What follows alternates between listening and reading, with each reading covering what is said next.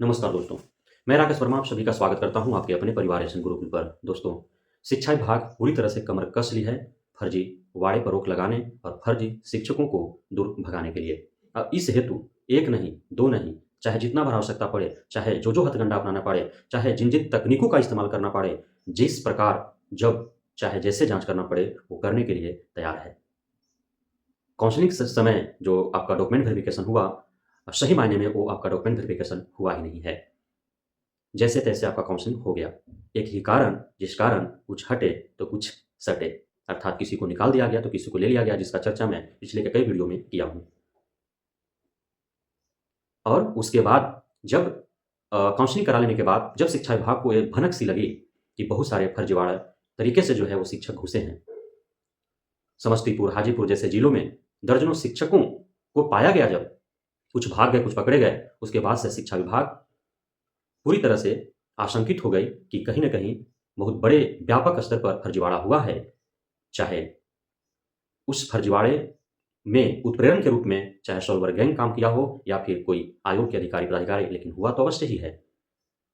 और फिर एससीएस के पाठक ने एक दांव चली कि अब थंब इंप्रेशन टेस्ट होगा।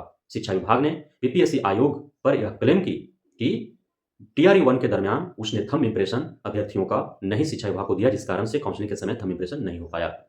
अब जब फर्जीवाड़े का खुलासा हुआ, जब फर्जी शिक्षक जब पकड़े गए, उसके बाद आयोग भी थंब इंप्रेशन देने में भलाई समझा और टीआरई 1 और टीआरई 2 दोनों के शिक्षक अभ्यर्थियों जो सफल और चयनित हैं, उनका थंब इंप्रेशन शिक्षा विभाग को सौंप देती है। उसके बाद से अभियान शुरू होता है थंब इंप्रेशन मिलान, एम आधार से आधार जांच, क्यूआर स्कैनर से सभी कागजातों जिन पर क्यूआर कोड लगे हुए हैं, उन सभी का जांच और मिलान का। और जब यह शुरू होता है, इसका सिर्फ सुगबुगाहट होता है जब फर्जी शिक्षकों तक मात्र भनक पहुंचती है। उसी समय से बहुत सारे फर्जी शिक्षक विद्यालयों से गायब होते नजर आते हैं, बीमार पड़ते नजर आते हैं। बहुत सारे जब थंब इंप्रेशन मिलान के लिए जाते हैं तो अपना जुगाड़ लगाते हैं, और जब जुगाड़ उनका नहीं चल पाता है तो फिर वो भाग जाते हैं या फिर पकड़े जाते हैं। कोई हाथ धोने के बहाने से निकल जाता है तो कोई 3-3 4-4 लाख रुपया लेकर के जाता है कि किसी तरह से मैनेज हो जाए, उसका नौकरी बचा रहे। लेकिन शिक्षा विभाग जिस पदचिन्हों पर चल दी है, जिस रास्ते पर चलते हुए जिस मुकाम को हासिल करना चाहती है, शायद अब पैसे पर मैनेज करने वाली बात या फिर किसी प्रकार से किसी तरह का इस प्रकार का दखल-अंदाज़ी वो पसंद नहीं करती है। टीआरई 1 का थंब इंप्रेशन मिलान हो रहा है।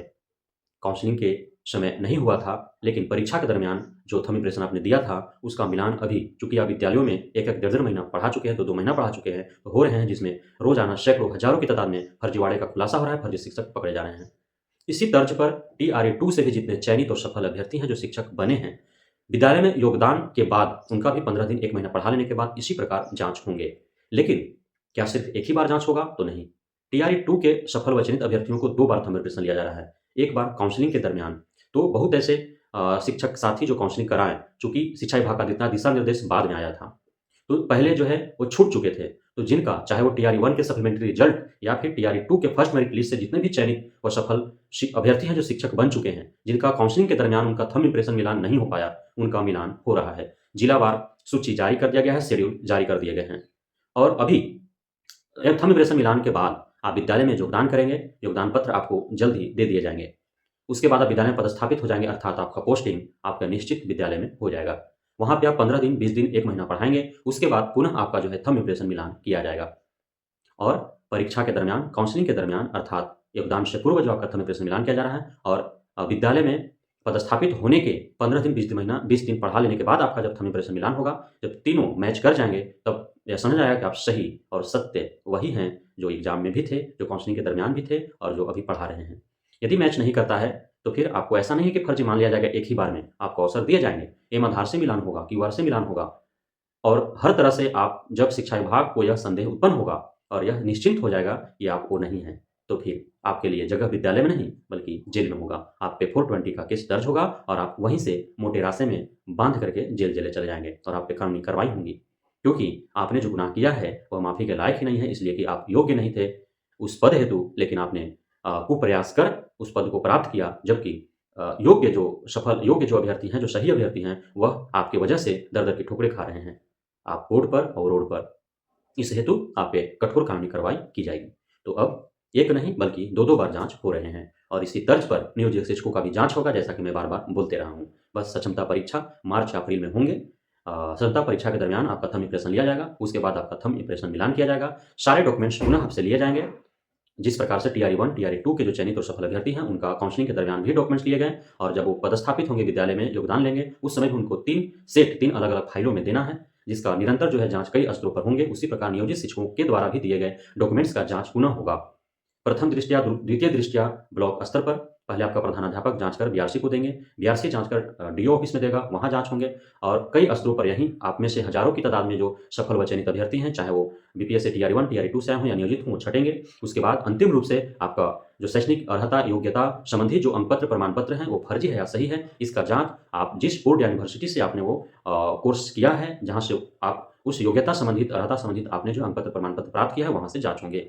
यदि वहाँ रिकॉर्ड मेंटेन रहा, यदि सब चीज़ सही रहा तो सही है, अन्यथा वहाँ से यदि किसी प्रकार की समस्या उत्पन्न होती है, जिससे मैंने एक वीडियो में आपको बताया है कि एक ही यूपी का एक यूनिवर्सिटी जहाँ से दर्जनों नियोजित शिक्षक जो छठे फेज में चयनित थे, उनका डॉक्यूमेंट्स निर्गत था, वो बिचौलिए के माध्यम से बैकडेट में खरीदे थे या बिना कॉलेज यूनिवर्सिटी गए ही वो डॉक्यूमेंट्स प्राप्त किए थे। जब वहाँ भेजा गया जाँच हेतु तो पाया गया कि उनका कोई रिकॉर्ड में है ही नहीं उस यूनिवर्सिटी में और उसके बाद उनको यह स्पष्टीकरण हेतु उन्हें नोटिस भेजा गया कि आप कारण बताइए 24 घंटे के अंदर कि आपको आपका नियुक्ति क्यों नहीं रद्द किया जाए और फिर क्यों कानूनी कार्रवाई नहीं किया जाए।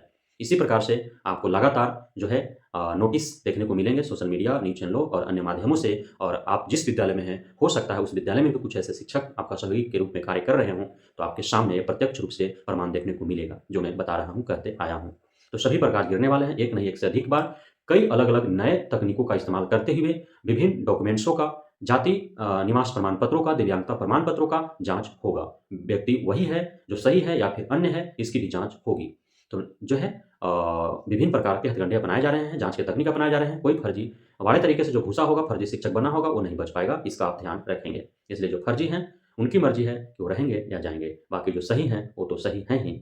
तो उनके लिए मैं बधाइयाँ देता हूँ और उनको शुभकामनाएँ देता हूँ, उज्ज्वल भविष्य की कामना करता हूँ। लेकिन जो फर्जी है, जिन्होंने दूसरे सही और योग्य अभ्यर्थियों के हक और अधिकार को छीना है, तो उन पर कानूनी कार्रवाई हो, कठोर और दंडात्मक कार्रवाई हो, यह भी मैं सरकार और शिक्षा विभाग से माँग करता हूँ। बहुत-बहुत धन्यवाद आप सभी साथियों का हमारे साथ जुड़े रहने के लिए, बढ़ने के लिए, हमें इतना प्यार देने के लिए, हम पे भरोसा बनाए रखने के लिए। जय हिंद।